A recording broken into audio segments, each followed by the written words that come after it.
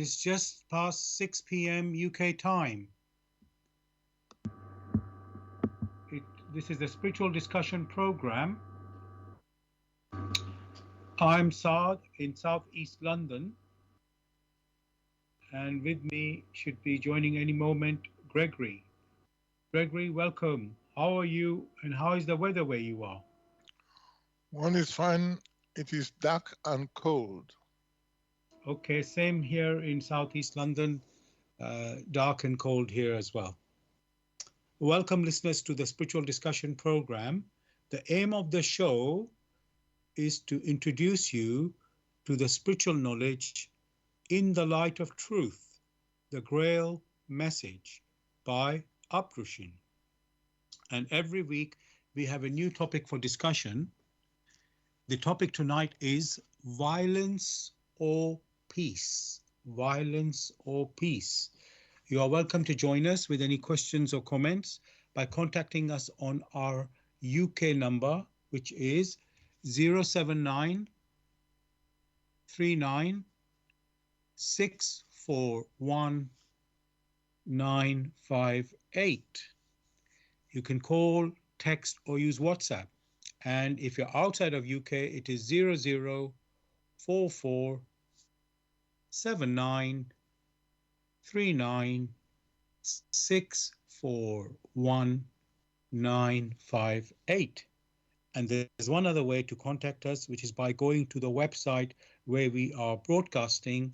That is blessradio1, that's the number one.com. If you scroll down on the home page, you'll see a box called Bless Chat. There you can type any questions or comments. I'm going to begin with, what is the Grail Message? The Grail Message, in the Light of Truth, by Uprushin, is a spiritual knowledge of life. It offers an explanation of the world, a picture of creation on the basis of natural laws. Its lectures contain valuable basic elements as a help in life. For through the knowledge mediated, the reader is again brought closer to life and led back to God. The Grail Message deals with important fundamental questions of life by explaining in a clear and logical way the automatic working of the laws of nature, the whole weaving of creation, allowing every process to be recognized and thereby the purpose of our whole life. It is directed at the individual and speaks to the innate experiences of the human being, their strengths and weaknesses.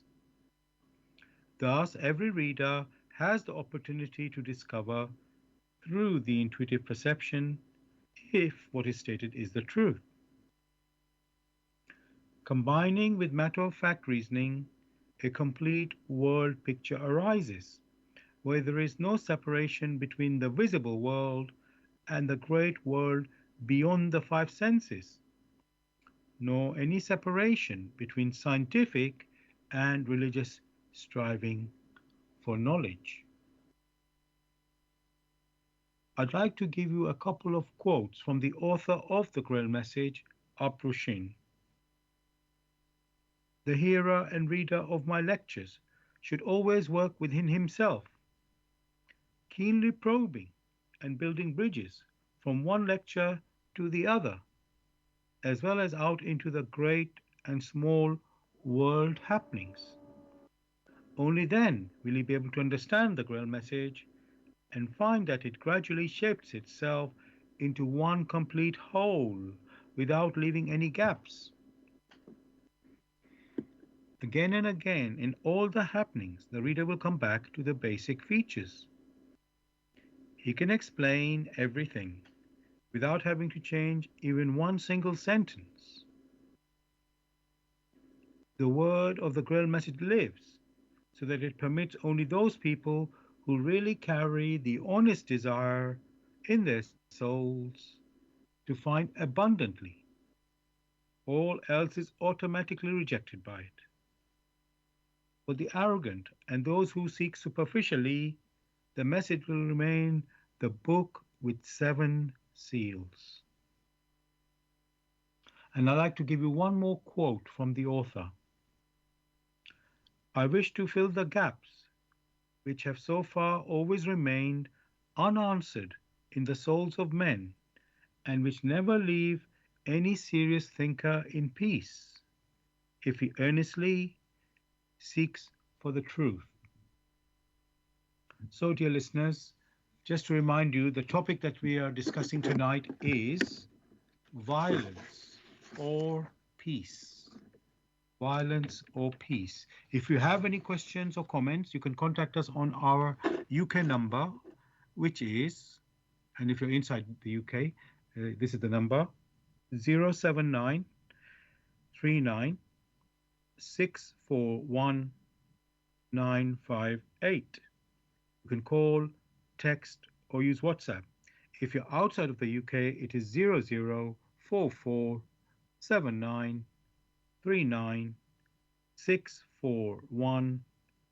00447939641958. Again, you can call, text, or use WhatsApp. And there's one other way to contact us, which is by going to the website where we are broadcasting. That is blessradio1, that's the number one.com. If you scroll down on the homepage, you will see a box called Bless Chat. There you can type in any questions or comments. Now, Gregory, you know I like to look up the meaning of the words in the topic in the dictionary.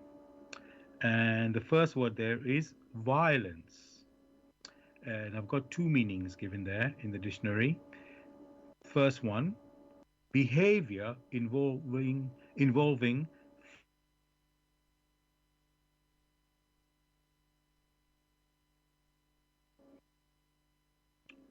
I'll just repeat that.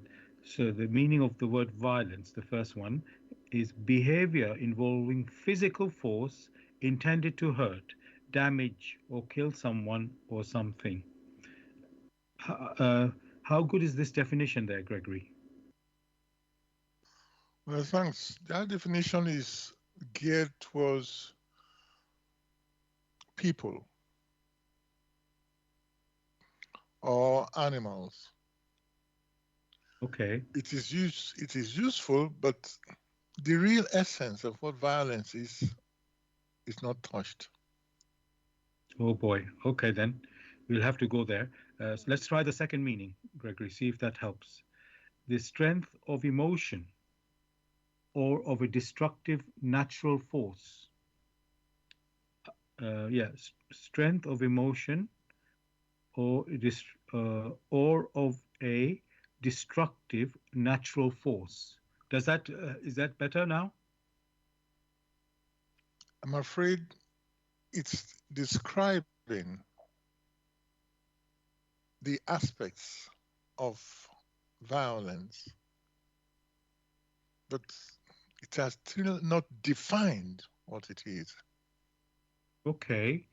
Okay. Can you help us with a better definition there, Gregory? Because otherwise we'll be talking on, people may not get the point of what we mean by violence.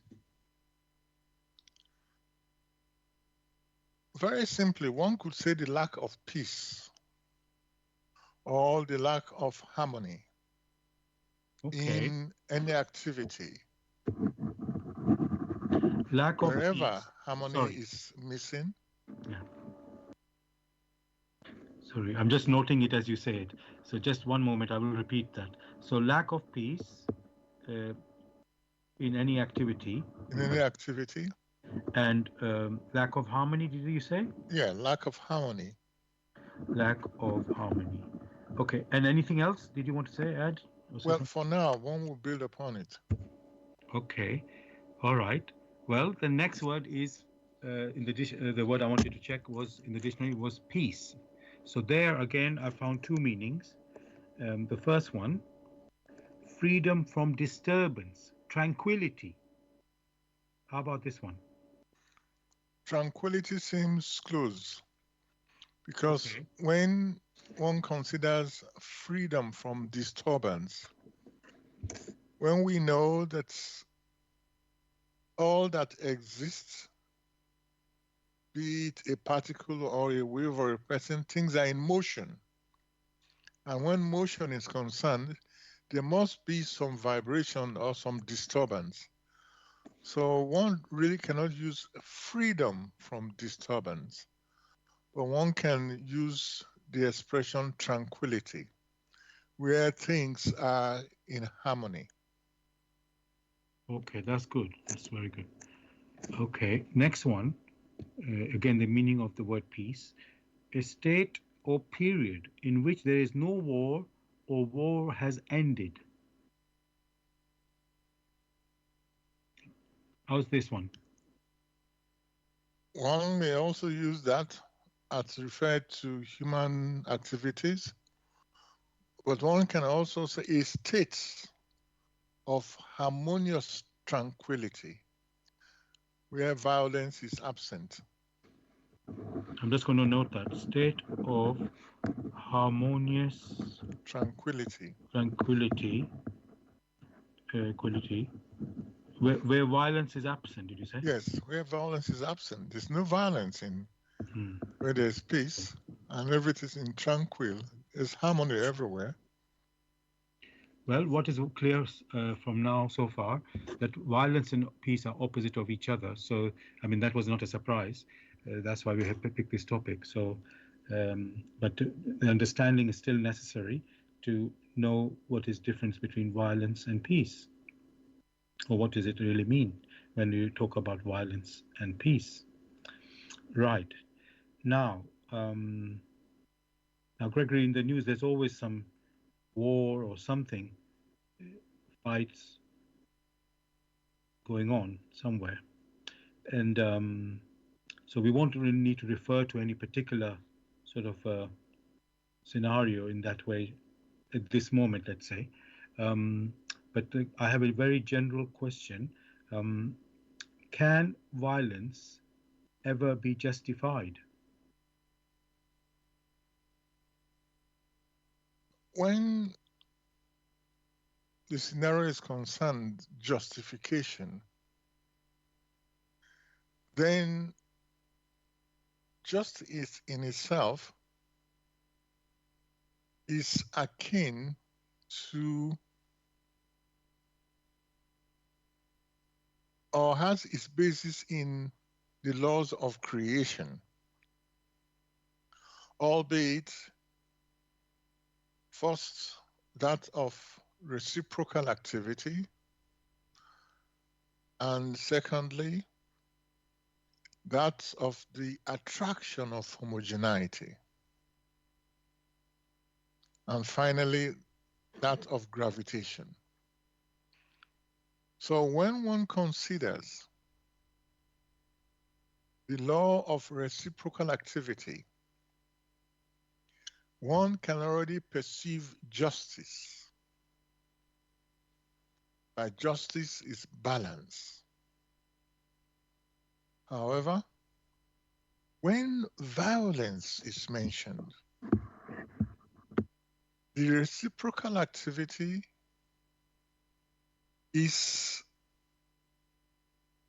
what one may now call one wouldn't say unbalanced, but unjustifiable. Because, strictly speaking, in accordance with the laws of creation, violence will only beget violence.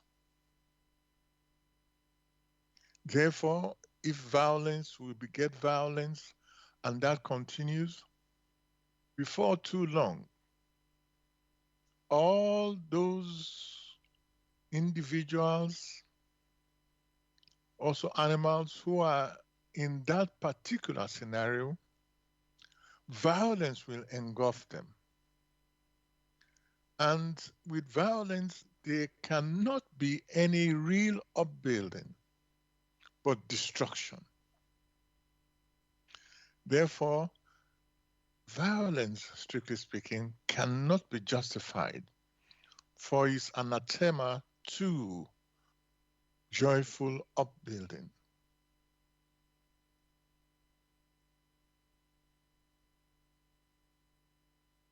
Thanks very much, Gregory, for this. Um, I can say picture that you've painted there, an explanation you're giving um, about violence being justified or not. Um, you've been looking at it or saying, telling us, let's say that this scenario has to be looked in terms of the laws of nature, the law of reciprocity, homogeneity, and gravity, and the natural laws. So, and when you see it like that, uh, because the word itself, violence, automatically gives you a impression of something terrible. But when you see, look at it in terms of the word balance or even unbalanced, um, then you can see, yes, things can happen which to the surface, on the surface, might look like violence, but actually it's just a result of, um, let's say, balance or imbalance. Um, so it doesn't look, in quotes, so terrible as you might think if you see it in the right context. Let's say, you know, um, and maybe the word violence, when because we use it, like for example, like a war. Usually, that we're talking about mostly human things at the moment, and of course, in nature, there's more than just human activity. We have the universe itself uh, doing its own, activity as well. So yeah, so when you see it like in a bigger context, um, you have a better understanding and a better sensing of, this word violence doesn't look like violence in a way, if which we call violence. You know, there's something that came to me, Gregory, as I was talking, just saying these words. Um, uh, what about the intention behind the violence? Because sometimes violence can be in response to something like an attack on you. Other times, you could be the initiator of that violence with even some malice involved in that. So there's some another angle, let me say, we need to consider that. Um, because when you say something is in balance or imbalance, unbalanced, that one sounds very, how can I say, um, understandable. But when it's something malicious um, behind it, um, it's it has a different sense of it. So can we look at that now? Can we say, Gregory, that because we always talk about there's a context.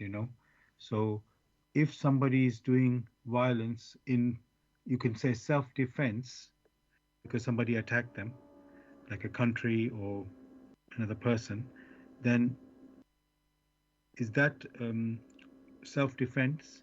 Is that justified? Just like any other personality, the individual must strive to ensure that just as he himself respects others and wishes them well, that which he in all naturalness grant to others, he must also claim for himself or herself. Therefore, when it comes to self-defense, to preserve his way of living, which has not impacted negatively on others, any other individual that introduces such imbalance into the whole scenario, it is the sacred task and duty of the other party to ensure that they defend themselves and enforce a scenario where there will be peace and tranquility. Therefore, you will find that the motive behind these things, they are very much varied. And it is the motive that counts. For it is the motive that triggers the response from the laws of creation, that of reciprocal activity, that of the attraction of homogeneity. Thanks a lot, Gregory, for again bringing that out. The motive, as you say, it has to be, you could say, the driving force in our actions and decisions. But there's something you pointed out there about bringing balance. If the motive is to bring the harmony or the balance, that's it shouldn't be again like, let's say, revenge or vengeance or maliciousness in your thoughts. Behind why you do violence might take violence. And again, when you're talking about balance, it doesn't mean always you have to be, when we talk about self-defense, that you have to always be violent back necessarily. If there's a way to find the balance, each scenario has to be considered on its own, of course. There's no one formula to say this is the way you must always act when something like that happens, or this or that happens. So yeah, thank you for that.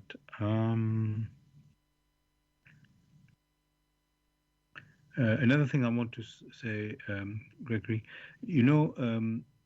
lots of films or drama, they or even in the news, we hear about killings or murders, and they make headlines. Whether it's fiction or real, there seem to be an attraction for the public to hear or see these things, or at least that's how it seems to be. And one wonders, why is there such an attraction like that? Is there something, I can say, within us that is drawn towards the violence? I cannot say, when I say these things, I'm not sure it applies to everybody, but let's say it seems to be somehow popular, or as I said, it's not that the violence necessarily by itself is popular, but the stories which make headlines or in the drama or film seem to be attracted. You see, they call it thriller in these films. Which as if that is something special about it, thriller about it. So I was just wondering, Gregory, what is it that draws people towards these violent stories? Let me say it that way. We want to look into the scenarios and the motives behind it. There is the possibility, when one watches some of these so-called thrillers, in which a disturbance or an imbalance which is introduced through violence, that is one of the themes within the so-called thrillers. And then there is a counter. The other side, a group of persons who wishes to turn things around into a harmonious settlement. But to do that, they have to take up the necessary means to, display this is how they go about it. However, one must also realize that many a person harbors these tendencies towards imbalance, towards violence, and it must be an attraction for them, one way or the other, to observe what happens in that scenario. Otherwise, someone who has no affinity for such will not even consider it.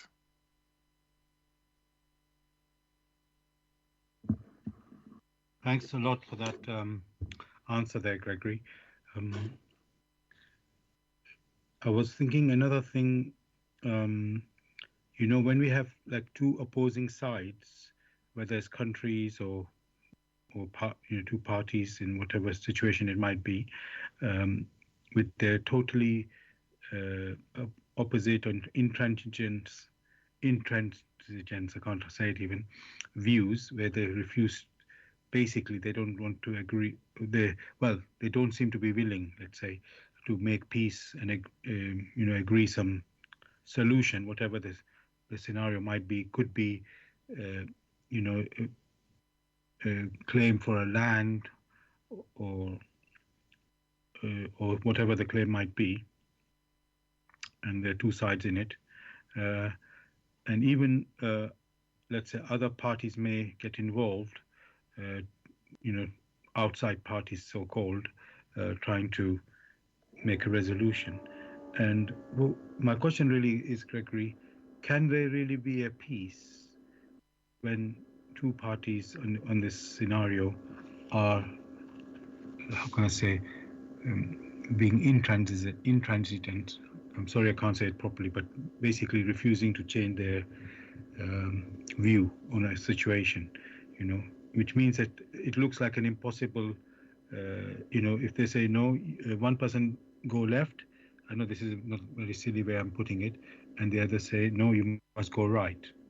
I know it's a bit trivializing this in actual situation, but it's like that's how opposing they are, you can say, just to give that picture, and yet uh, and they're next to each other, so you can't avoid each other because you're in the same place. So there's no doesn't seem to be a solution if one, I'm gonna say, become very intransigent in your sticking to this situation position, I should say. What's the question, please? The question, can there be a peace in this um, intransigent situations? Of course, there can always be peace. The basis of peace in that scenario is respect. Respect for the goal of each party. The goal of the human personality on earth is to experience, mature, and go back home to its origin, which is the paradise of man. That was where it set out, where both parties to examine the problems objectively and show respect. Then you will find before long that the principle of one for all and all for one holds, and the squabbles, which later on turn violent, will not be there. The lack of respect for the rights of the others lack of respect which violates one for all and all for one, the lack of knowledge, the knowledge of nature and the knowledge in creation,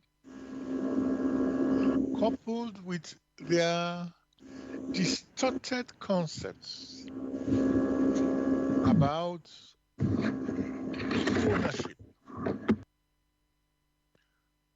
ownership of land, ownership of material things, that has precipitated so much violence, so much disturbance.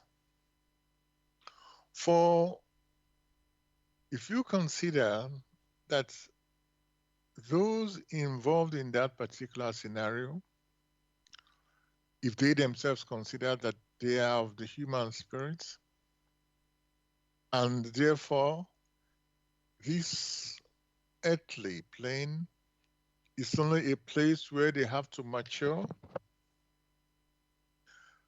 and they show respect to one another, then the scenario of violence will cease. It is only those who hold on to a piece of material which the individual did not bring to this earth, could not have brought it to this earth, and when the individual departs, we leave it behind. Most of the time, when this violence commences and many people are killed because of it, many of those departing may find out that it is their nearest kin, their nearest brothers and sisters that are involved in this conflict. For the land which is referred to is only granted to individuals so that they will mature in that piece of land. Just as those who claim rights to the land have the right to live in peace and harmony, so also are others. So you find is that the lack of respect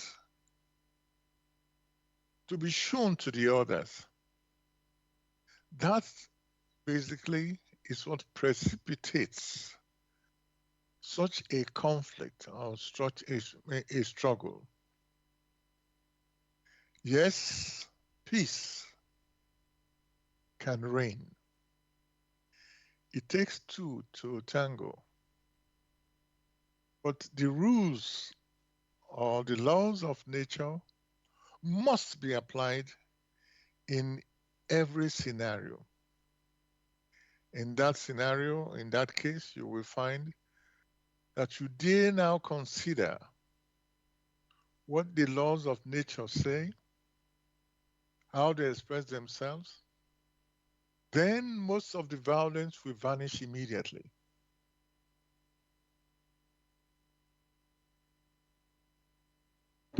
Thanks very much for these words, Gregory.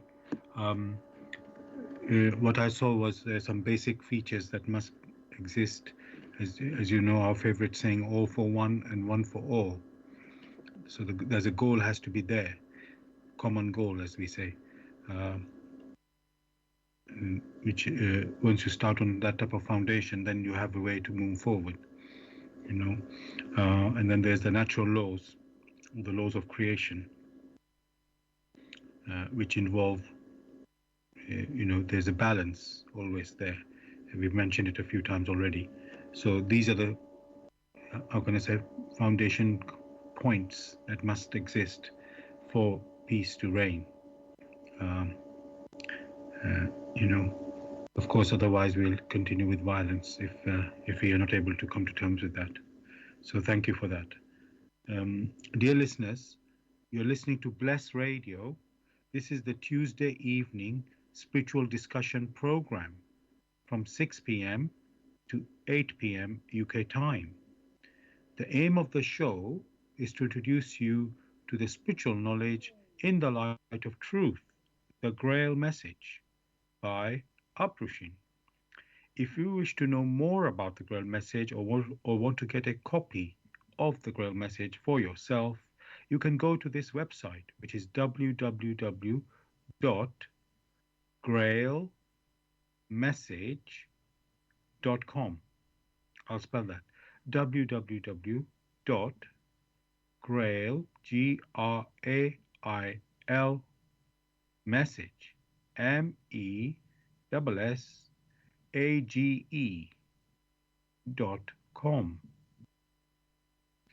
And the topic that we're discussing tonight is violence or peace. Violence or peace. If you have any questions or comments on this topic, you can contact us on our UK number, which is 079 39 641 958. You can call, text, or use WhatsApp. And if you're outside of UK, it is 00447939641958. Again, you can call, text, or use WhatsApp. And there's one other way to contact us, which is by going to the website where we are broadcasting. That is Bless Radio One. That's the number one.com. If you scroll down on the homepage, you will see a box called Bless Chat. There you can type in any questions or comments. And as I've mentioned, we are broadcasting on blessradio1.com. That's the number one, that is. And you can also listen to us on YouTube. Go to youtube.com and type in the search box Bless Radio 1. Again, that's the number one, space live stream. That's for the live show, which is on Tuesday evenings, 6 p.m. to 8 p.m. UK time. Then you can listen also.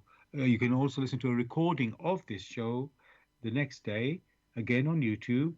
Go to youtube.com and type in the search box Bless Radio 1. That's the number one again, space Grail Message, space the topic of the show, which tonight is violence or peace.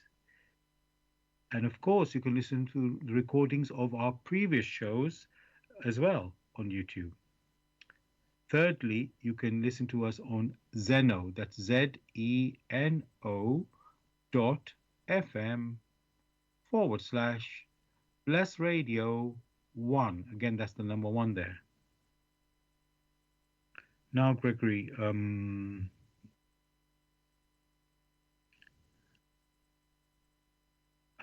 I sort of have asked this question because this time I had somebody help me with questions to prepare the questions for the show. And sometimes, of course, people are thinking on the similar lines. But let me still continue with it. They said it, put it this way: why, as a humanity, are we more prone to accept, incite, empower, and put our money behind all its entrancement, like when we have a trance, or we are hypnotized, you can say that's another word. Why? Yes, why? Let me repeat that. Why, as a humanity, are we more prone to accept, incite, empower, put our money behind in all its forms or entrancement forms, that is violence, rather than peace? So that's actually the question. Why are we more attracted towards violence than peace? And yes, that's the question. Very simply, many a human personality in their personal indolence, in striving to understand aright what the laws of creation, what the laws of nature demand of them, they had become lax, lax in deeds, lax in their thoughts, and above all, lax in their intuition, which should enforce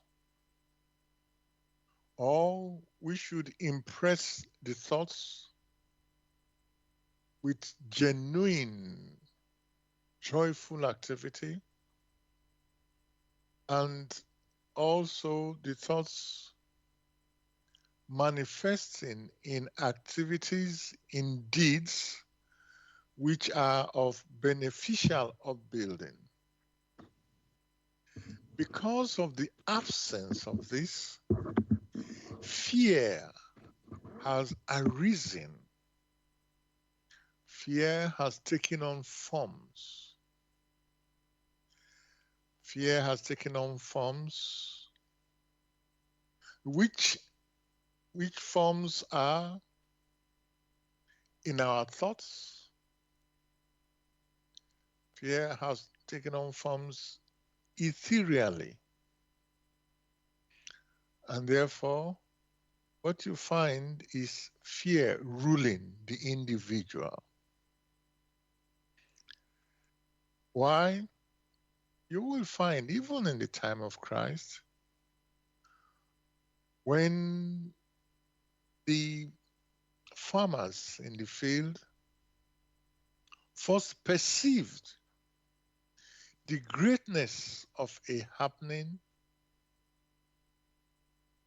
fear was the first emotion that caught them because they were not used to it and they were not prepared.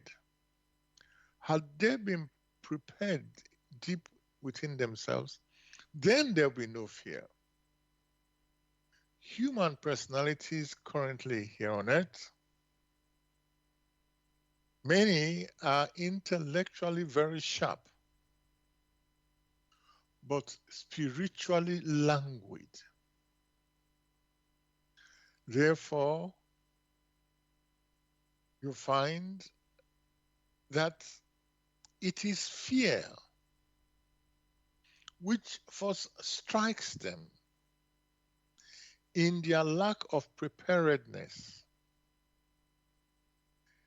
And that is why you find many are geared towards that which is violent. For if they were geared towards that which is not violence, but in vibrant activities, in vibrant, harmonious activities, then all those things that lead to violence and war and things, they will shun it because there are other ways that they can experience rather than destruction.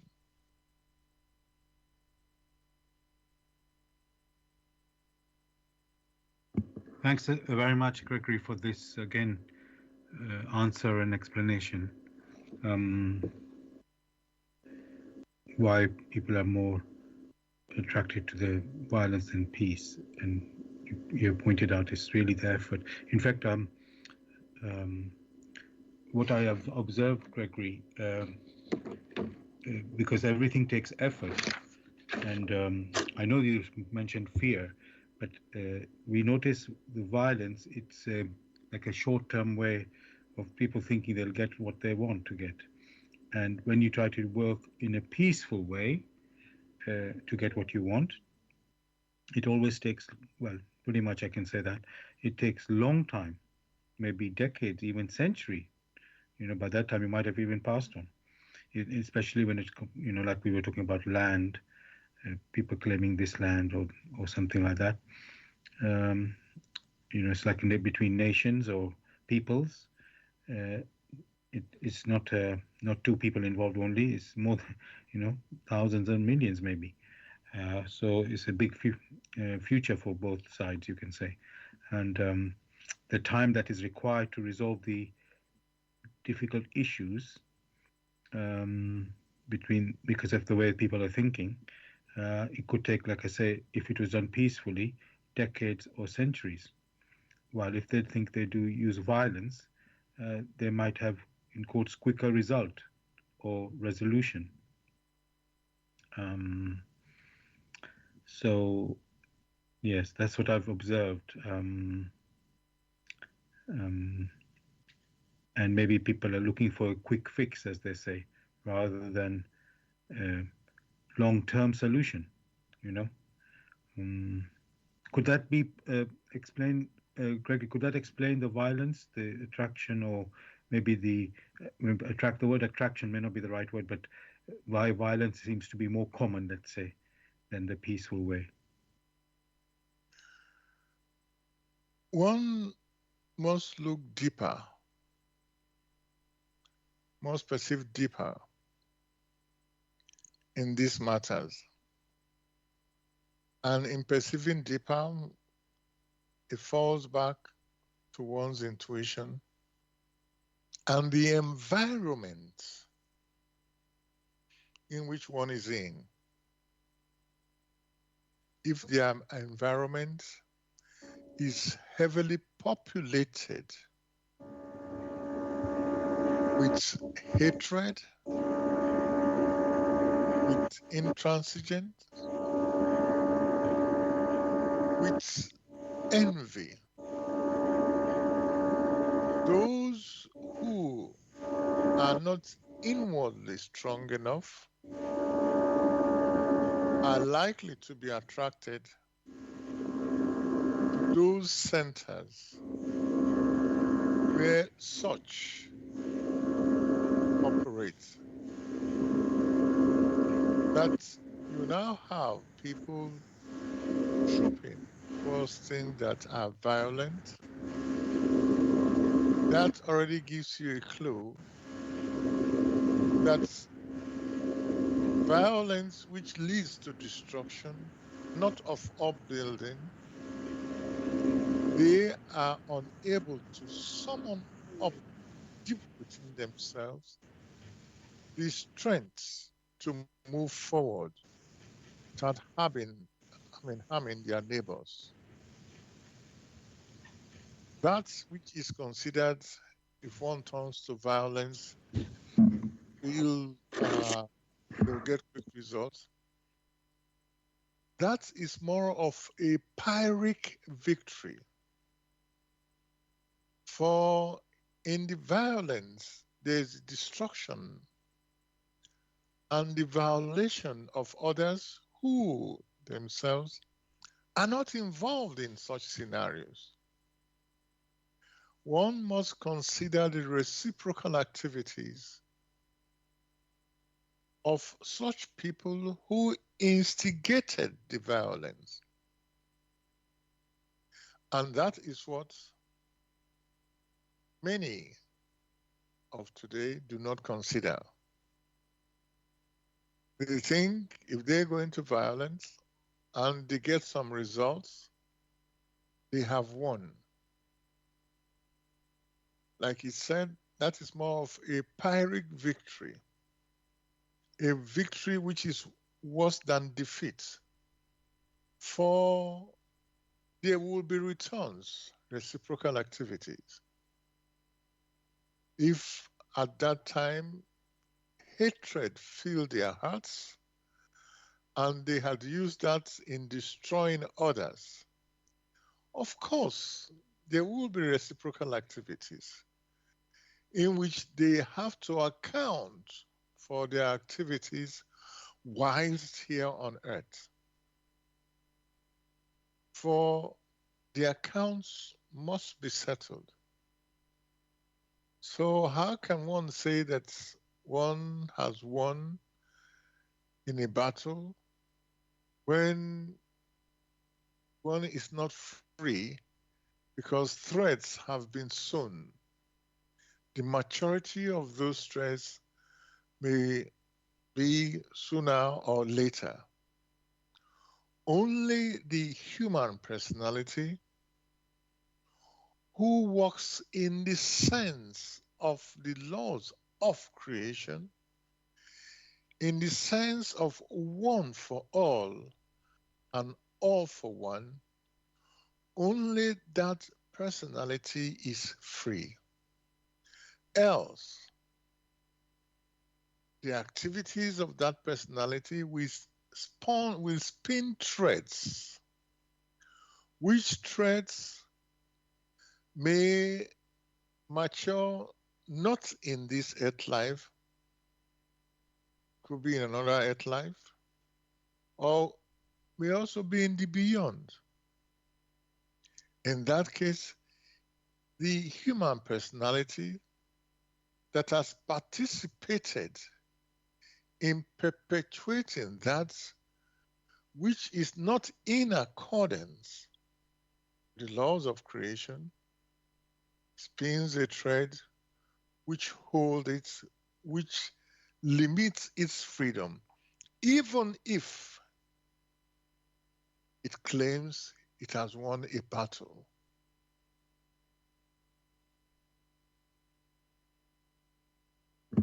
Thanks a lot, Gregory, for this answer. You made a lot of points there. With this violence, as you say, even the innocent can suffer, um, and those who are even who are not innocent and they suffer is quite a terrible suffering. When we talk about war, especially, a lot of people are involved.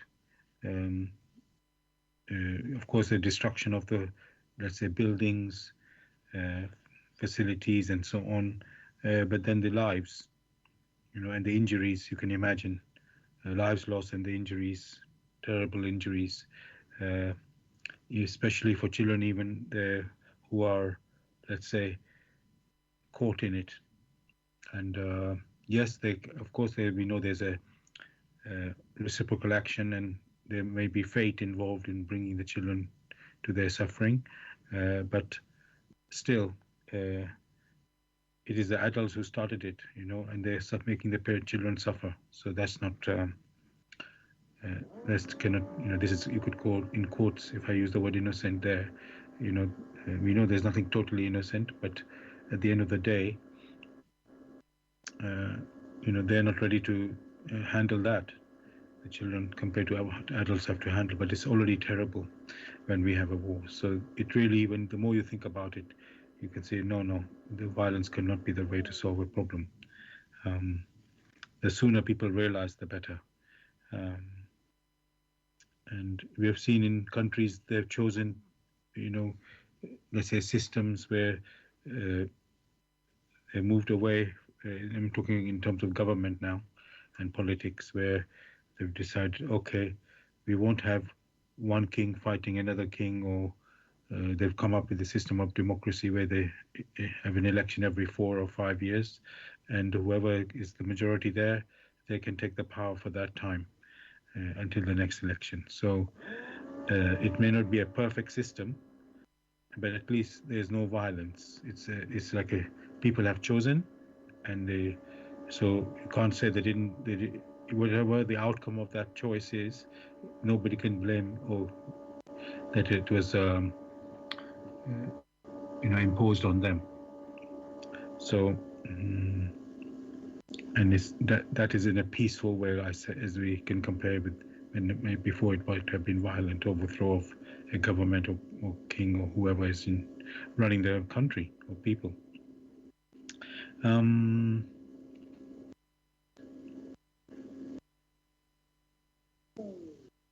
so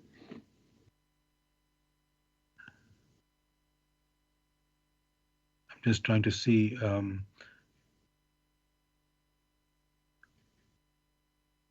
I want to sort of, Gregory, focus on the peace as well.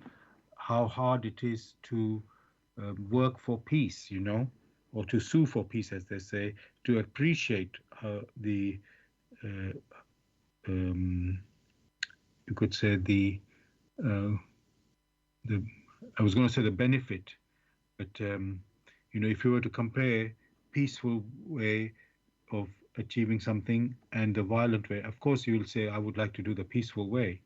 Uh, but do you know how much effort that is, or uh, the if I say effort, um, let me say it another way, Gregory.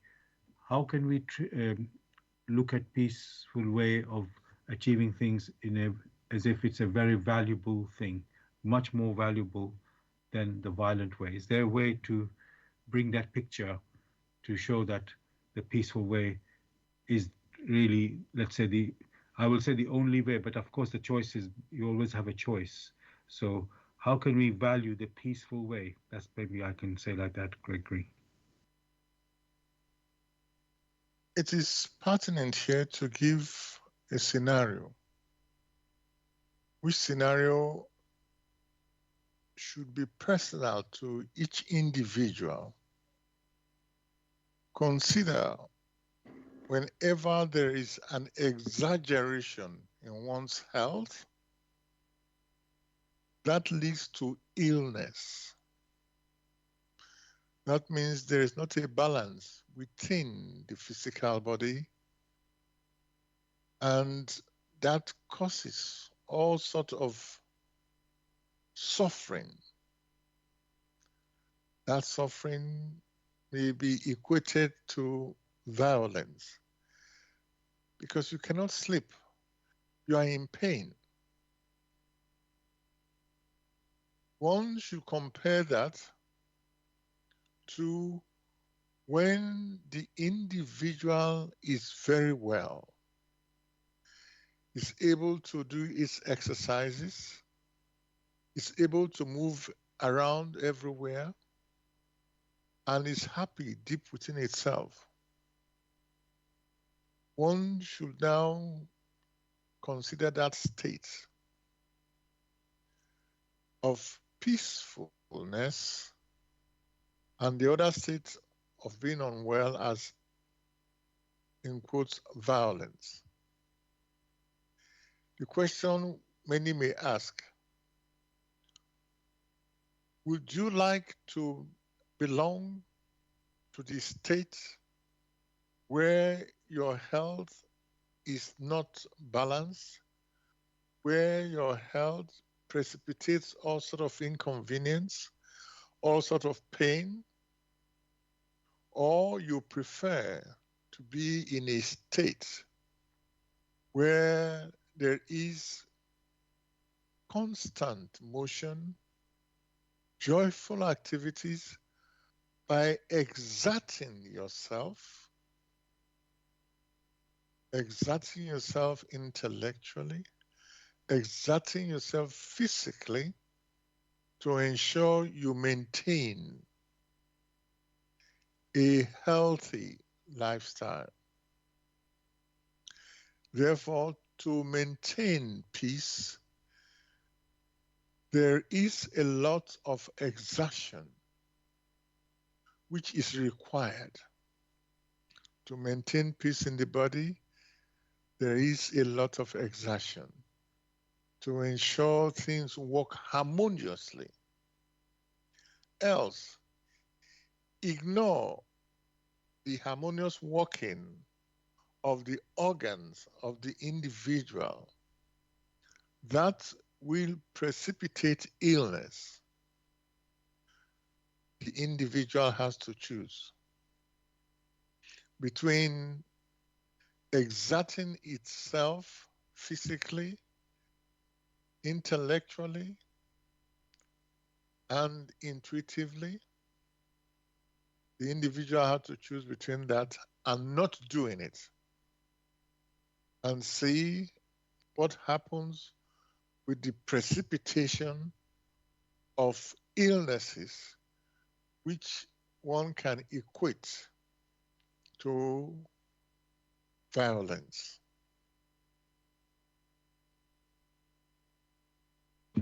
Thanks very much, Gregory, for this analogy of health that you have given there to look at, you know, reflect on the value of peace in respect with what the benefit from the peace, and you can also say the result or benefit of violence, if I can use that way of looking at it. So definitely, when somebody goes through their personal health, uh, uh, let's say problems, you surely wake up uh, about how good health is so vital, you can say, and necessary. So thank you for that. Dear listeners, you're listening to Bless Radio. This is the Tuesday evening spiritual discussion program from 6 p.m. to 8 p.m. UK time. The aim of the show is to introduce you to the spiritual knowledge in the light of truth, the Grail Message by Abdrushin. If you wish to know more about the Grail Message or want to get a copy of the Grail Message for yourself, you can go to this website, which is uh, Grail. I'll spell that. Sorry, let me start again. So, if you wish to know more about the Grail Message or want to get a copy of the Grail Message, you can go to this website, which is www.grailmessage.com. I'll spell that www.grail, Grail message, message.com.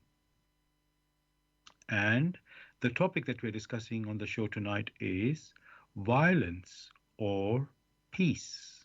Violence or peace. If you have any questions or comments, you can contact us on our UK number, which is 079 39 641 958. You can call, text, or use WhatsApp. If you're outside of UK, it is 00447939641958. Again, you can call, text, or use WhatsApp. And there's one other way to contact us, which is by going to the website where we are broadcasting. That is blessradio1, that's the number one, .com. If you scroll down on the home page, you'll see a box called Bless Chat. There you can type in any questions or comments.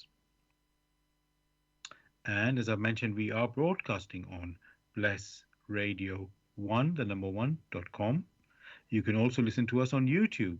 Go to youtube.com and type in the search box Bless Radio 1, that's the number one, space live stream. That is for the live show, which we broadcast on Tuesday evening, 6 p.m. to 8 p.m. UK time. You can also listen to the recording of this show on YouTube the next day. Again, go to youtube.com and type in the search box Bless Radio 1, that's the number one again, space Grail Message, space the topic of the show, which tonight is violence or peace. And there's a third place you can look for us to listen to our show, which is Zeno. I'll spell the website there. That's zeno.fm/Bless Radio 1. Again, that's the number one there. Now, Gregory, I'm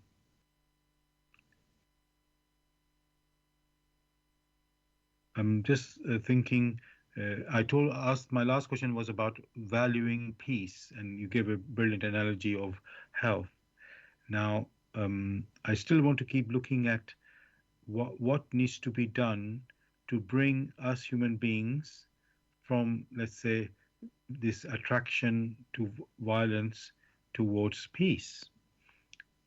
And again, I asked my friend who has written a lot of questions actually, and I'm just going to pick a few because there's just so many, and we won't have time to go through them. So they said, can it be that our understanding of peace most urgently needs a reboot, an update, a rewiring of our brain cells to the effect that is not to be found in the lowly beating heart of the vanquished, that has been stamped into submission under whatever tyrannical mayhem had the upper hand, so to speak, in any given era. I think it's a poetic way the person has put it. Let me say it slowly, repeat the question, and hopefully, because I even have to understand what the question is myself, Gregory, and of course you have to answer it. So let me go slowly again. Can it be that our understanding of peace most urgently needs a reboot, an update, a rewiring of our brain cells to the effect that is not to be found in the lowly beating heart of the vanquished, that has been stamped into submission under whatever tyrannical mayhem had the upper hand, so to speak, in any given era. Greggy, I don't know if you were able to follow that. Um, One can already see that there is as if a battle between one and another. hmm, That is part of it. But you have the scenario where the individual is not at peace with himself or herself. It's not fighting against any person. For one to be at peace with another, one must first be at peace within himself or herself. That means he or she knows what it is to be at peace. For if you lack what peace is, how can you then enforce it on another? In that case, it will not come from deep within you.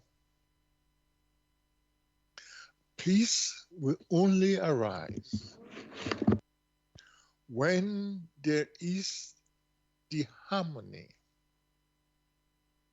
between one's intuition and one's thoughts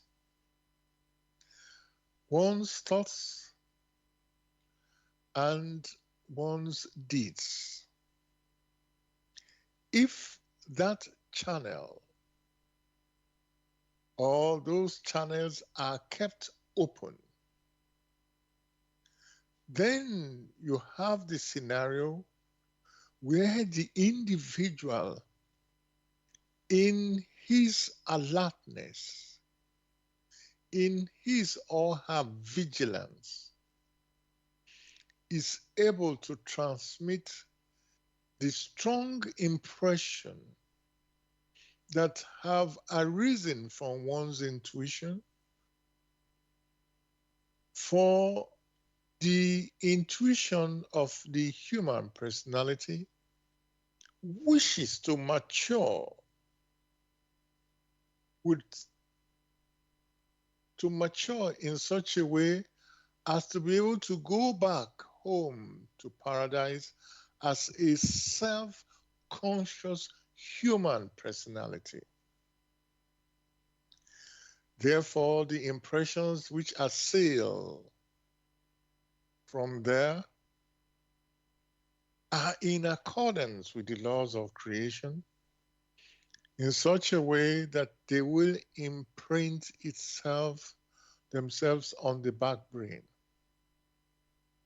These are peaceful. These are hopefully in harmony with the laws of creation.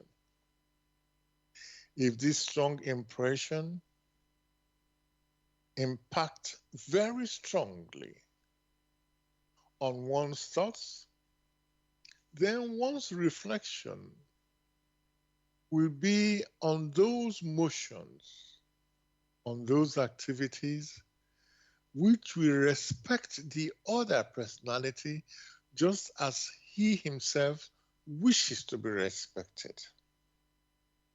And since his or her thoughts are permeated with living intuitions that harbor peace in vigorous and vibrant activities, the deeds which can be registered here on earth, which are perceptible with the five senses, those deeds will also be peaceful. Then others will perceive it, peaceful deeds, for what they are and emulate. If, however, you have the scenario where one's intuition is not in harmony with one's thoughts is not in harmony with one's deeds, then you have the scenario where you have a sort of confusion. That being the case, suspicion arises.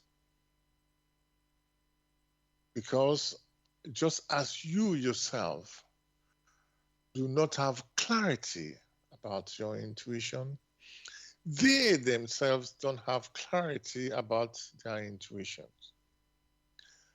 And that scenario leaves no peace with any individual. Therefore, it is necessary first to have peace within yourself. When that happens, you yourself will value it. You will value it because it is harmonious, because you gain so much. You have so much clarity. In that case, you would also wish and you will also strive to ensure that just as you have clarity and you want peace in the same neighborhood, you will strive to educate or extend your hand to your neighbor. Hence, love thy neighbor as thyself. For if your neighbor is not at peace with himself or herself, you yourself cannot be at peace, because the impact of his lack of peace will express itself in all sorts of irregularities and violence. In that case, you will be forced to wake up. Peace is not as difficult as many think. Peace comes to the individuals who strive for peace, who strive to ensure that their intuitions are the driving force of all their activities. When it comes to the intuition being the driving force of all the activities, the intuitions will only ensure that they swing unconditionally in accordance with the laws of creation, so as to minimize the threats which will tie them down, which will tie the individuals down, to ensure it's unable to return to paradise. And how many a human personality longs to go back home where all is peace and quiet, where all is joyful activities. That is a longing for every individual. Therefore, it is the individuals that need to purify itself first and have the correct picture of what peace entails. Thereafter, subsequently, he may share that which he has found or she has found with their neighbor, and in all naturalness, it becomes one for all and all for one.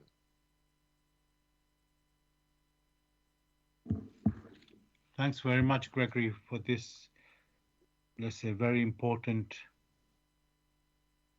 conception of recognizing what is really peace, for peace within yourself, and then you can strive for peace with your fellow man.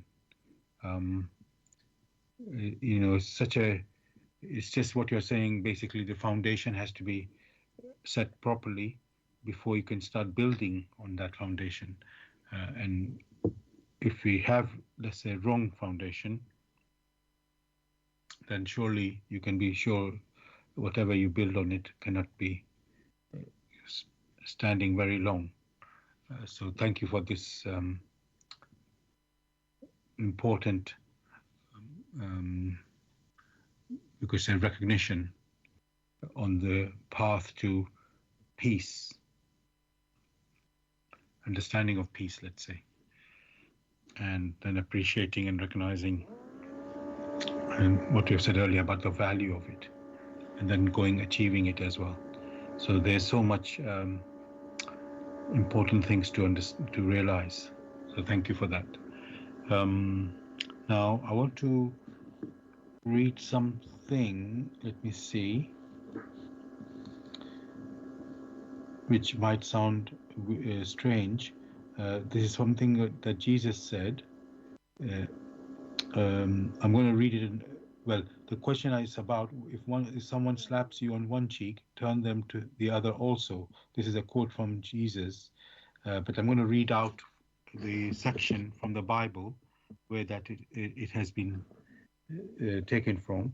That is in Luke chapter 6, verse 27 to 31, and is titled Love for Enemies. Let me go there. So this is Luke chapter 6, verse 27 to 31, titled Love for Enemies, and Jesus is speaking to I will say to the people around him. So, but to you who are listening, I say, love your enemies, do good to those who hate you, bless those who curse you, pray for those who mistreat you. If someone slaps you on one cheek, turn to them the other also. If someone takes your coat, do not withhold the shirt from them. Give to everyone who asks you. And if anyone takes what belongs to you, do not demand it back. Do to others as you would have them do to you. So, Gregory, I mean, um, when you hear these words from Jesus, you're wondering, it doesn't really make sense. I mean, yes, you can say show generosity or mercy, um, or understanding even, but then it seems maybe it could be going too far. So I just want to ask, when Jesus said, if someone slap you on one cheek, turn to them the other also. What was he saying, meaning there? Again, the scenario has to be understood right. First, most of the discussions Jesus had, the scenario he was referring to, is that of the spirit. His mission was basically spiritual. And in that particular case where he referred to, if someone slaps you on one cheek, turn the other, the slapping on one's cheek is like a heavy scenario in which the human personality who receives such a blow is redeeming himself or herself. The human personality here on earth who has burdened himself or herself is in such a state that in some areas, many things may be done to them which they cannot explain. However, these things have precipitated and manifested in such a way that it looks violent from our parts. At the same time, it is a part of redemption. So you will find that sometimes that which would have been so terrible as to take your life or to paralyze you or to cause some terrible things happening to you ends up only with a mild slap, even if it's a heavy slap. That is the road towards redemption. And for many who wish to redeem themselves very quickly, they would want to do everything they can to become free of the dark threads which they had spun, sometimes in this earth life or in previous earth lives. And that was why he was referring to, if someone slaps you on one cheek, turn the other one. But these things must be seen from a spiritual standpoint. Else, it will not make any sense. The intellect cannot understand these type unless you have a purified intellect which is able to absorb the spiritual meaning of what Christ has given. In some cultures, they make proverbs out of it. That which should have, all right, maybe in a reaction, struck you in the head, will be such that it removes the cap from your head. Now you choose, which is better, a bullet on your head or a bullet to remove the cap? So the picture has to be seen in the context in which it is given. So for many who wish to understand the words of Christ, they themselves must make the necessary efforts to perceive it intuitively. And therein lies the challenge, because many have lost what it means to be intuitive. They see things only from their own narrow point of view, and therefore the necessary lessons are lost.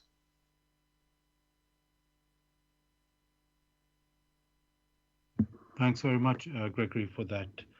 answer. I did a bit of a search on because there's this famous phrase, "violence breeds violence," and uh, and I found out that this famous black uh, American rights, you could say freedom, fight of freedom rights for the black Americans. His name is Martin Luther King Jr. Had a quote on that, uh, which was, so I'm just going to read that. Hate begets hate. Violence begets violence. Toughness begets greater toughness. We must meet the forces of hate with the power of love. Our aim must never be to defeat or humiliate the white man, but to win his friendship and understanding. Uh, I think that's there is a bit more, but I'm not 100% sure the rest of it is. I think that's more explanation of it rather than the quote. So I'm just going to read that bit out. This is from Wikipedia. I got found this. So the ultimate weakness of violence is that it is a descending spiral, begetting the very thing it seeks to destroy. Uh, Instead of diminishing evil, it multiplies it. Through violence, you may murder the liar, but you cannot murder the lie, nor establish the truth. Through violence, you may murder the hater, but you cannot murder hate. In fact, violence merely increases hate. Returning violence for violence multiplies violence, adding deeper darkness to a night already devoid of stars. Darkness cannot drive out darkness, only light can do that. Hate cannot drive out hate, only love can do that. It sounds to me that's also continuing from Martin Luther King, I will say. Yeah. So, yes, very beautifully put there, Gregory, I think. Um, Yes, indeed. yes. Okay. Now I've got another thing because when I looked up that violence breeds violence, I also found something from Jesus also, and that was the case when he was being arrested. And let me see. This is in Matthew chapter 26, um, verses 47 to 56. So that Matthew chapter 26, verses 47 to 56. Let me go there. And yes, one moment. This is about Jesus being arrested. While he was speaking, that's Jesus, Judas, one of the 12, arrived. With him was a large crowd, armed with swords and clubs, sent from the chief priests and the elders of the people. Now the betrayer had arranged a signal with them. The one I kiss is the man. Arrest him. Going at once to Jesus, Judas said, "Greetings, Rabbi," and kissed him. Jesus replied, "Do what you came for, friend." Then the men stepped forward and seized Jesus and arrested him. With that one of Jesus' companions reached for his sword and drew it out and struck the servant of the high priest, cutting off his ear. "Put your sword back in its place," Jesus said to him, "for all who draw the sword will die by the sword. Do you think I cannot call on my Father? He will at once uh, let me repeat that. Do you think I cannot call on my Father? He will at once put at my disposal more than 12 legions of angels. But how then would the scriptures be fulfilled that say it must happen in this way?"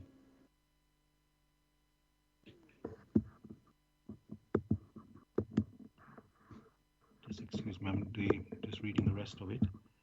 Um, In that hour, Jesus said to the crowd, am I leading a rebellion that you have come out with with swords and clubs to capture me? Every day I sat in the temple courts teaching, and you did not arrest me. But this has all taken place, that the writings of the prophets might be fulfilled. Then all the disciples deserted him and fled. So on this, Gregory, I wanted to make a point of, um, you know, we said violence breeds violence, and Jesus, it was, I believe, the disciple Jesus was referring to, it was Peter who drew out his sword. So it said that was an impulsive act, and Jesus' words were meant to rebuke Peter and to calm the crowd who were likely enraged by Peter's actions. And this one, it says, this is in again, I'm finding from Wikipedia. It said Jesus also healed the man's ear to further soften the crowd. I must admit, I didn't know that was in the Bible at all, but it seems to be in the story somehow. So the point is, Gregory, I want to say, Jesus saying, it looks like Jesus saying, don't use violence at all. But maybe is that really how can I say forever? I mean, in all cases, or was that specifically to Peter? Because uh, sometimes people take things out of context. So, what was Jesus trying to say when he said, let me see the actual quote, uh, um, put your sword back in its place, Jesus said to him, for all who draw the sword will die by the sword. So, and my question is, Gregory, is that those words of Jesus to Peter, are they for everybody? Or was it specific to Peter?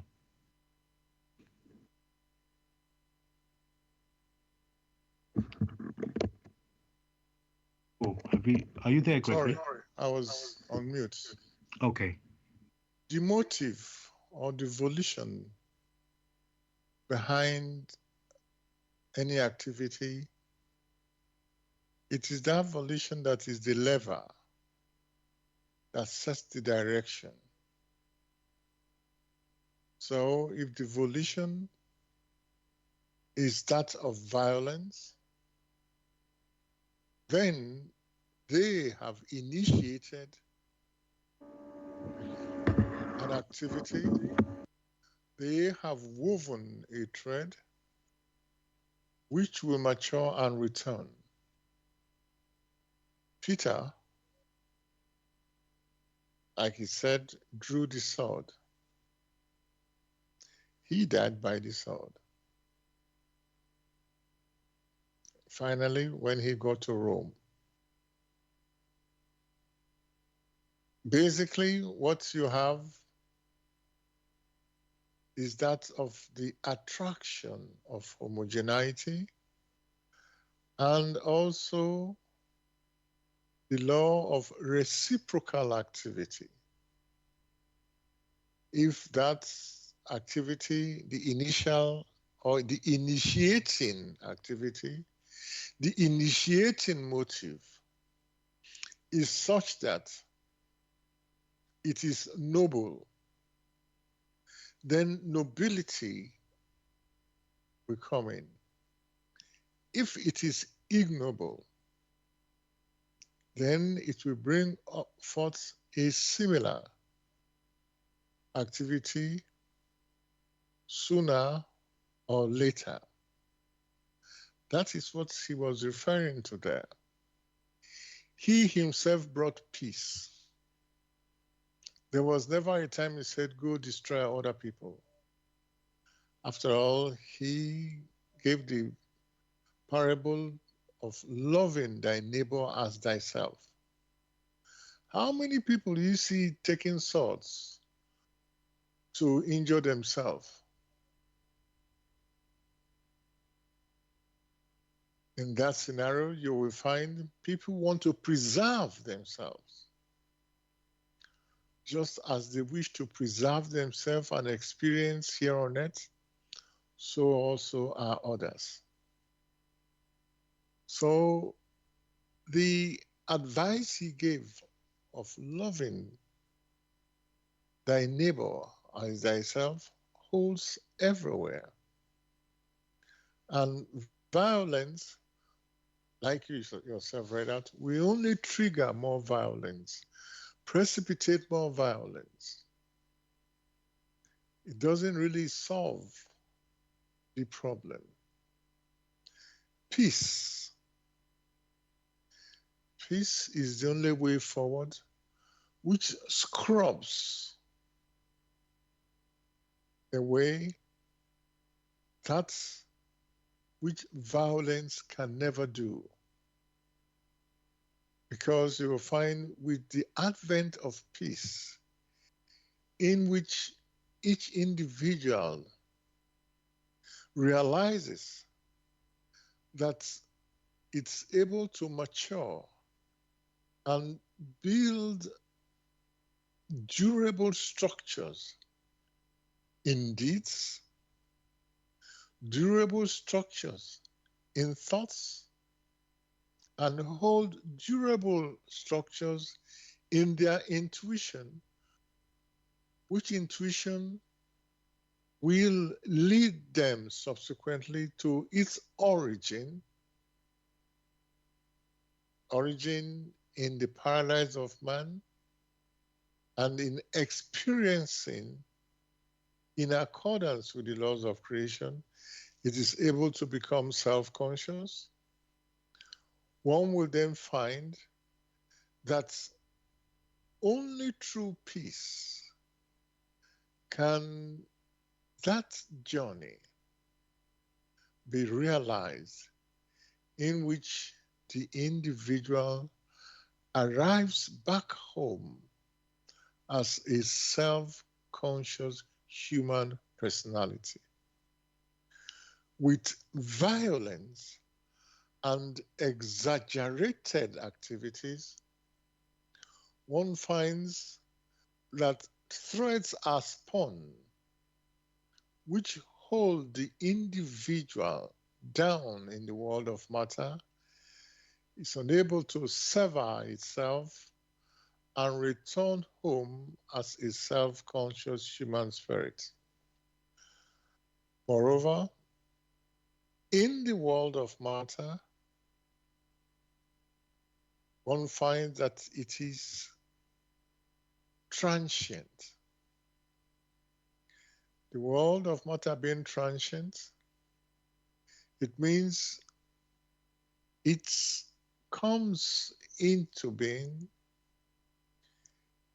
it grows and matures, it evolves, it gets to a peak, and subsequently there will be dissolution of the initial structures to its primeval substances. That is the nature of the world of matter. And for anyone that is trapped in the world of matter, unable to sever itself as a self-conscious personality, that person will have to experience the dissolution in the world of matter. And that which it has acquired personally will also undergo dissolution. That is tantamount to the effacing of the human personality in creation, because it returns back home now as an unconscious personality, a personality which one may not even say is a personality because there is no name for it. Whereas those who have become self-conscious are able to enjoy consciously the activities in creation because they participate joyfully in it.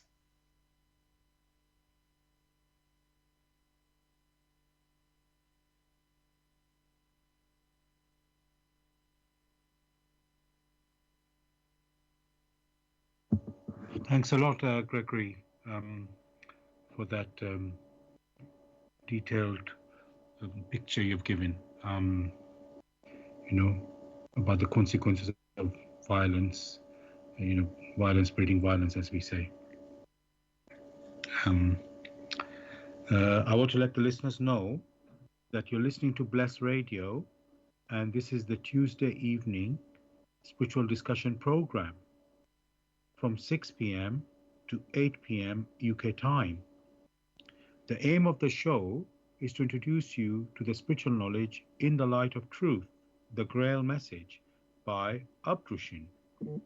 If you wish to find out more about the Grail Message or want to get a copy of the Grail Message for yourself, you can go to this website, which is www.grailmessage.com. I'll spell that: www.grail, Grail, message, MESSAGE.com. And the topic that we're discussing tonight is violence or peace. Violence or peace. If you have any questions or comments, you can contact us on our UK number, which is 079 39 641 958. You can call, text, or use WhatsApp. And if you're outside of UK, it is 00447939641958. Again, you can call, text, or use WhatsApp. And there's one other way to contact us, which is by going to the website where we are broadcasting. That is blessradio1, that's the number one.com. If you scroll down on the home page, you will see a box called Bless Chat. There you can type in any questions or comments. As I've said, we are broadcasting on blessradio1, that's the number one.com. You can also listen to us on YouTube. Go to youtube.com and type in the search box Bless Radio 1, that's the number one, space, Grail, I'll repeat that. So to listen to us live on YouTube, go to youtube.com and then type in the search box Bless Radio 1, the number one there, space, live stream. Now, if you can also listen to a recording of this show the next day. Again, go to youtube.com and type in the search box Bless Radio 1, that's the number one, space, Grail Message, space, the topic of the show, which tonight is violence or peace. And of course, you can listen to the recordings of our previous shows also on YouTube. Thirdly, we are broadcasting on Zeno, that's ZENO.FM/Bless Radio 1. That's the number one again. Now, Greg, I've received a question from a listener. They're saying, let me just make sure I go there. What about self-defense? Is that avoiding karma? Should one go by the intuition? One cannot weigh and examine so quickly in such a scenario when one must make a decision that may depend on one's safety or life. So I'm just going to, I want to also understand when then somebody sends a question, I like to understand as well. Sometimes it's not so easy to follow it, but here we go. This asking, what about self-defense? Is that avoiding karma? I'm trying to understand what are they saying, if they mean in terms of violence. Is it, what about self-defense? Is that avoiding karma? Or and should one go by the intuition? One cannot weigh and examine so quickly in such a scenario when one must make a decision that may depend on one's safety or life. So I think if a person might be saying if they're being attacked, Uh, and do you act in self-defense? Uh, is that avoiding karma? I don't know how that means he's avoiding karma. And then, but it also says if you use intuition, it might be too slow to you might be too slow to act in the moment. Um, so, Gregory, I'm trying to interpret the question, and so let me say what I don't know if you have any way to understand this question, Gregory. Oh, bad karma. Okay, the person has the same question. The listener has now said, is that avoiding? Yes. So let me repeat it now, Greg, because they put some extra word now. So they're asking, what about self-defense? Is that avoiding bad karma? Should one use the intuition? Uh, um, should one go by intuition? One cannot weigh and examine so quickly in such a scenario. When one must make a decision that may save basically their life. That's what I'm going to say. So, Greg, do you get this question? You will find that self-defense, what lies behind it, the motive that lies behind it, is that of self-preservation. And it is the motive that determines the returns, whether one calls it good karma or bad karma. So the motive which many other person cannot even perceive, which is private to the individual, it is that motive that counts. Self-defense, one may also categorize that as being alert or being vigilant. For in self-defense, it is done in such a way as to bring the other party to a realization of that which they are trying to initiate, which would have brought them a terrible karma. But being in a state in which the other person had to defend himself vigorously, that awakens the individual who defends himself and puts a stop on further activities of the other person who would have sown many a terrible deeds which would not be beneficial to it on the long run.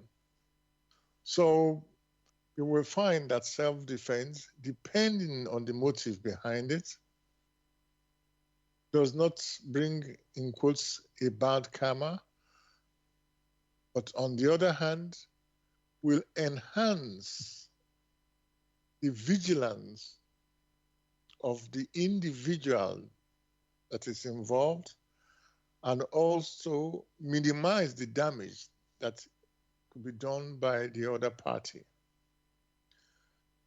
That is the scenario when things have precipitated into deeds which are observable using the five senses. There is the other scenario in which things have not precipitated. In this case, the defense using our thoughts before it takes on form or before that threat takes on form which leads to external violence. That is another place where one can defend oneself. And then there is the intuitive sense, where the individual, in their vigilance, in their alertness, they spin so many a thread to defend themselves, such that any unfavorable thread which may tie them down are dissolved before they have a firm form. So there are three layers of vigilance: vigilance in one's intuition, vigilance in one's thoughts, and vigilance in deeds. What's the question I had requested for clarity is vigilance in deeds. For someone who is vigilant in their intuitions, vigilant in their thoughts and alert, many a time that which you have manifested to cause chaos, to cause violence, that may not even take hold. So the individual must exert itself in its intuition, in their thoughts, and finally in their deeds. Then that individual will be strengthened and may now live in peace with itself.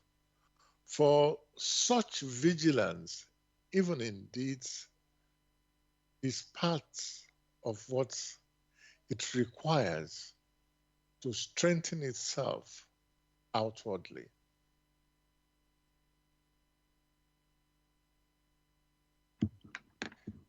Thank you very much, Gregory.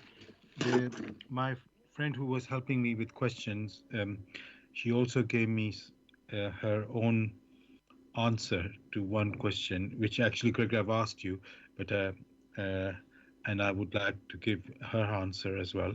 So first, I want to say that question that she posed, which is, can it be that our understanding of peace most urgently needs a reboot, an update, a rewiring of our brain cells to the effect that it is not to be found in the lowly beating heart of the vanquished that has been stamped into submission under whatever tyrannical mayhem had the upper hand, so to speak, in any given era. So the answer she put forward is, but rather is it that, sorry, let's start again, but rather is it, I believe, to be found shining in a higher frequency of consciousness in the mind, body, and developed spirit of mankind that has risen above the flesh and has risen above the desire to own, to compete, to lust, and or kill, or even to simply control all that this world has to offer in the tangible, temporary satisfaction giving life on earth. The realization having dawned that all entrancement forms of violence are nothing more than a supersonic ride down the highway of death, whereas a human being walking in mind, body, and spirit with peace acts upon their environment as a balm, a haven, a comfort, a joy, a light in the dark for all fellow humankind and every living thing upon this planet. Perhaps what is so lacking in humanity's never ending search for peace is the constancy, for such is the jewel which we seek, that it will not fall like a lazy autumn leaf into our waiting laps. Such treasure will need nurturing, will need a conscious desire for true harmony, translated into deed, if it is to become embedded, take root, and thrive in the heart and soul. So, thank you. Um, the person who was who gave this answer, I will say the name, is Harriet Jarvis Hoppe. the lady who's helped me with the questions, and this, I can say, her explanation of how we must strive for peace, and what is, you could say, even our responsibility and capability and um, task, if I can put it, for us human beings on this earth and even beyond the earth. So it's quite a lot to take in. So maybe you can listen to the show, that part, to get that back, to hear that. Now, I would like to read as usual. We've come to the end of the show, listeners. Hope you've enjoyed the topic of the discussion tonight on violence or peace. And I would like to read now from the Grail Message the forward, which is titled For Your Guidance. The bandage falls, and belief becomes conviction. Liberation and redemption lie only in conviction. I am addressing earnest seekers only. They must be able and willing to examine this matter objectively. Religious fanatics and irresponsible enthusiasts may hold aloof, for they are detrimental to the truth. As for the malevolent and prejudiced, they shall find their sentence in the very words. The message will strike only those who still carry within them a spark of truth and the yearning to be true human beings. To all such it will become the shining light and staff. It will lead them unswervingly out of all the chaos of the present day confusion. The following word does not bring a new religion, but is intended as the torch to help all serious listeners or readers find the right path, which leads them to the longed for height. Only he who bestirs himself can advance spiritually. The fool who uses extraneous aids for this, in the form of ready made opinions of others, while ignoring his own healthy limbs. Sorry, I just have to repeat that. Only he who bestirs himself can advance spiritually.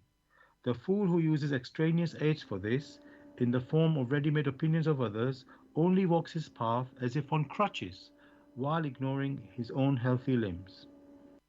But the moment he boldly uses all the abilities which lie dormant within him, awaiting his call to help in his ascent, he is employing the talent entrusted to him in accordance with his Creator's will, and will easily overcome all obstacles that seek to divert him. Therefore, awake. A genuine faith lies only in conviction, and conviction comes solely through an inflexible weighing and examining. See that you're truly alive in the wonderful creation of your God. Abdushin. Dear listeners, if you wish to get a copy of the Grail Message or want more information on the Grail Message, you can go to this website, which is www.grailmessage.com. I'll spell that, www.grail, Grail, message, MESSAGE.com.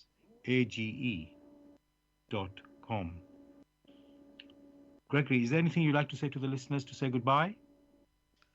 Wishing the listeners a beautiful week ahead.